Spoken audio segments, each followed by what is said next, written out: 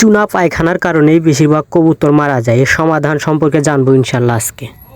আসসালামু আলাইকুম, আশা করি সবাই ভালো আছেন। ভালো আছে আপনার ভালোবাসার পাখিগুলো। যেহেতু এই সময়টা শীতের সময়, এই সময়ে কবুতর বেশিরভাগ অসুস্থ হয়ে যায়। কবুতর অর্থাৎ যে কোনো ধরনের পাখি, পশু পাখি অসুস্থ হয় বেশি। তো এই শীতে আপনার পশু পাখির যত্ন অবশ্যই বেশি নিতে হবে। আর কবুতরের সবচেয়ে বড় সমস্যা হচ্ছে চুনা পায়খানায়। চুনা পায়খানা হলে কবুতর বাঁচানো খুব রিস্ক হয়ে যায়। এই চুনা পায়খানা থেকে সমাধান পাওয়ার জন্য আপনারা মনোলোরিন এবং মেট্রো এবং নাপা এই তিনটা ওষুধ একসাথে মিক্স করে ব্যবহার করতে পারেন। এটা আমিও ব্যবহার করি এবং আলহামদুলিল্লাহ এটাতে ভালো ফলাফল পাই। মনোলোরিন এই পাউডারটা আপনার সকল ধরনের ভাইরাসজনিত চুনা পায়খানা এবং ঝিমানোর ভাব থেকে রক্ষা করে। এই ওষুধটা যদি আপনারা সঠিক প্রয়োগে ব্যবহার করতে পারেন, সঠিক নিয়মে, তাহলে আপনার কবুতর সুস্থ থাকবে ইনশাআল্লাহ। আর আমি যে কোনো বিষয়ে কথা বলি না কেন, সেটা সম্পূর্ণ নিজের বাস্তব অভিজ্ঞতা থেকে বলার চেষ্টা করি, নিজে আগে প্রয়োগ করি। যদি এটাতে সমাধান ভালো পাই, সেটা আমি আপনাদের সাথে শেয়ার করার চেষ্টা করি।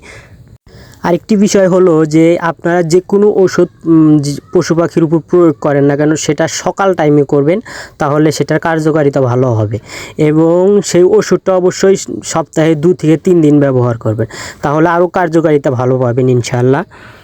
মনোলোরিন, মেট্রো এবং নাপা এই তিনটা ওষুধ যদি আপনারা সঠিক নিয়মে ব্যবহার করতে পারেন, তাহলে ইনশাআল্লাহ আপনার কবুতর চুনা পায়খানা থেকে মুক্তি পাবে।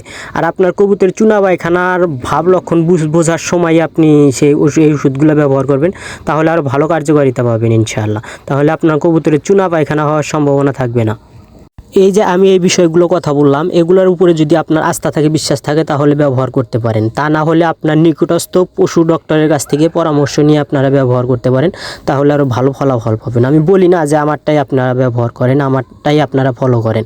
আপনাদের যেটা ভালো লাগবে সেটাই। আমি যেটাতে ভালো ফলাফল পাই সেটাই আমি বলার চেষ্টা করি এবং সেটাই ইনশাআল্লাহ বলবো। তো এই ছিল আজকের ভিডিও। পুরো ভিডিওতে সাথে থাকার জন্য ধন্যবাদ। আর ভিডিওটা কেমন হয়েছে অবশ্যই আপনার মূল্যবান মতামতটি জানাবেন। আর এরকম ভিডিও পাওয়ার জন্য অবশ্যই চ্যানেলটি সাবস্ক্রাইব করে রাখবেন এবং ফেসবুকে ফলোয়ার বাটনটি অন করে রাখবেন।